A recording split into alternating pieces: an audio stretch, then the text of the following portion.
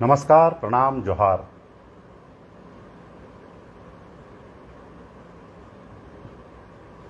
तो जैसा कि कल मैंने आप लोगों को सूचना दी थी कि फेसबुक लाइव पे एक सीरीज इस सप्ताह प्लान किया है अंतःपुर की कथा का।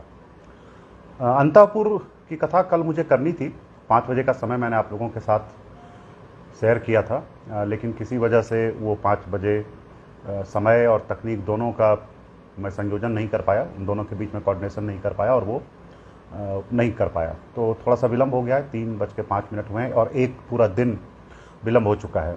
बावजूद इसके आज हम लोग जितनी देर हुई उसको के लिए क्षमा चाहते हुए आपसे एक बार फिर से और शुरू करते हैं अंतःपुर की कथा। तो मित्रों, अंतःपुर सुनाई होगा आपने पहले भी, और ये कोई बहुत गोपनीय सी जगह होती है, लेकिन शब्द गोपनीय सा नहीं है। शब्द के बारे में हम सब जानते हैं कि अंतःपुर किसे कहते हैं, और हम सबके जीवन में भी एक अंतःपुर होता है।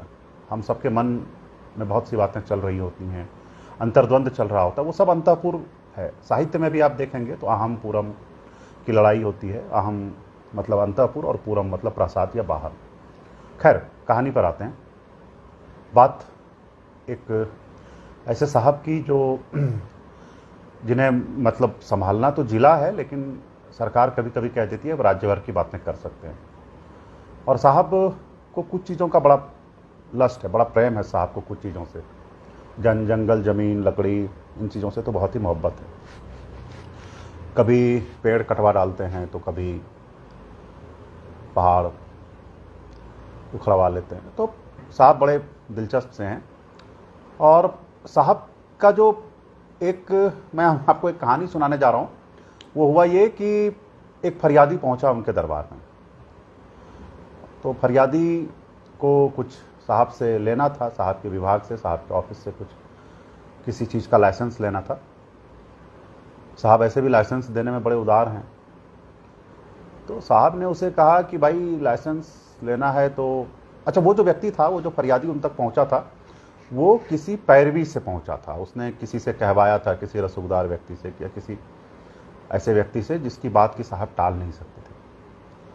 तो उसने मैसेज करवाया कि भाई आपको एक मैं आदमी भेज रहा हूँ, हमारे बड़े प्रिय आदमी हैं, और आप ज़रा इनका देख लीजिएगा क्या मामला है। तो साहब ने कहा कि भाई ऐसा है कि उन्होंने आपके बारे में कहा है, तो आपसे पैसे तो मांगना ठीक नहीं है और हम पैसे लेंगे भी नहीं, उनका बड़ा सम्मान है मेरे मन में। तो कहा रहे ऐसे कैसे नहीं लेंगे आप, मतलब पैसा तो क्या है कि। खैर, ये सब बातें हुई। उसके बाद साहब ने कहा कि आप ऐसा कीजिए, घड़ी दे दीजिए मुझे।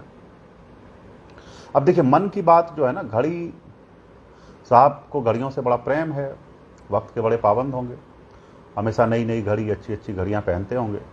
तो साहब को लगा कि इससे पैसे मांगने से बेहतर है कि घड़ी ही मांग लो।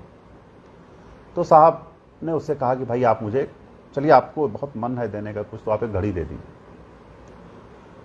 अब देखिए क्या होता है ना कि आपके मन में जो चीज़ें चल रही होती हैं, आपका जो मूल स्वभाव होता है, जो फंडामेंटल कैरेक्टर होता है, आप उससे अलग नहीं हो सकते। वो हमेशा आपके साथ रहेगा ही रहेगा, वो कहीं ना कहीं अभिव्यक्त हो जाएगा। तो वो व्यक्ति बेचारा, उसको अपना काम कराना था, तो उसने सोचा कि चलो जिस काम के लिए बहुत 3 लाख, 4 लाख, 5 लाख रुपए लगते हैं, वहाँ मैं एक घड़ी दे के इसको निपटा लेता हूँ। तो साहब ने कहा कि घड़ी ऐसा है कि आप एक राडो कंपनी की घड़ी लीजिएगा। राडो आप जब जानते होंगे, बड़ी महंगी घड़ी आती है, और हम लोग तो उसको एफर्ट नहीं कर सकते हैं, लेकिन बहुत सारे लोग उसको पहनते हैं जिनके पास पैसे हैं, जिनके पास। तो वो व्यक्ति चला गया घड़ी खरीदने के लिए। घड़ी खरीदने की दुकान गया तो उसने एक कहा कि भाई राडो की घड़ी दीजिए। तो उसने जो जहाँ से शुरुआत होती है ना, 1-1.5 लाख रुपए से शुरुआत ही होती है उस घड़ी की। तो वो राडो की एक घड़ी खरीदने गया, उसने राडो की घड़ी खरीदी, 1-1.25 लाख की घड़ी आई। उसने खुशी खुशी खरीदा। उसने सोचा कि यार 4-5 लाख रुपए लगने थे और ये काम अब मेरा 1.5 लाख रुपए में हो जा रहा है, 1.25 लाख रुपए में हो जा रहा है, तो बहुत पैसे की बचत भी हुई, साहब भी खुश, काम भी हो गया, तो चलो इसको साहब को देते भी हैं। तो साहब के पास आया, कहा कि हुजूर ये घड़ी आपने जो कहा था। अब साहब घड़ी देखते ही तमतमा गए। मैंने कहा, उन्होंने कहा ये कौन सी घड़ी आप ले आए? यही मैंने आपसे कहा था, ये घड़ी मैं पहनूंगा। कहा सर आपने तो राडो की घड़ी कही थी मुझसे। तो कहा राडो की घड़ी कही थी, ये घड़ी थोड़े ना कही थी राडो की। फिर साहब ने तुरंत अपने सामने जो कंप्यूटर लगा था, उस कंप्यूटर को खोला, उसमें गूगल में सर्च किया राडो की उस घड़ी का मॉडल, एक चुटका लिया एक, उस पर लिखा कि ये इस मॉडल की घड़ी लो, और फिर वो चुटका उसे थमाया, कहा कि आप जाइए और ये वाली घड़ी लेके आइए। फिर वो सज्जन गए उस दुकान में और वो घड़ी आई 3.5 लाख की। तो भाई साहब के मन में घड़ी की बड़ी इच्छा थी, इस बंदे ने 1.25 लाख रुपए की घड़ी खरीदी, साहब नाराज हुए और फिर इस तरह से 3.5 लाख की घड़ी ले ली। अब बंदा सोच रहा था यार इससे अच्छा तो मैं 3 लाख रुपए दे देता, 3.5 लाख रुपए दे देता, 2.5 लाख रुपए दे देता, ये मैं कहा। तो साहब की ये कथा है। इस तरह अंतापुर की बहुत सारी कथाएं और एक सीरीज के साथ मैंने ऐसा सोचा है।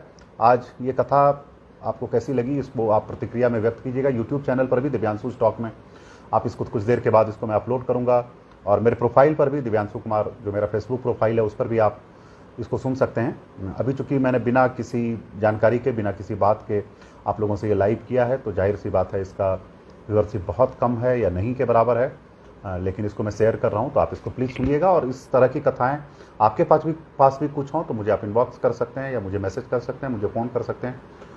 आप सबका बहुत बहुत धन्यवाद। जोहार।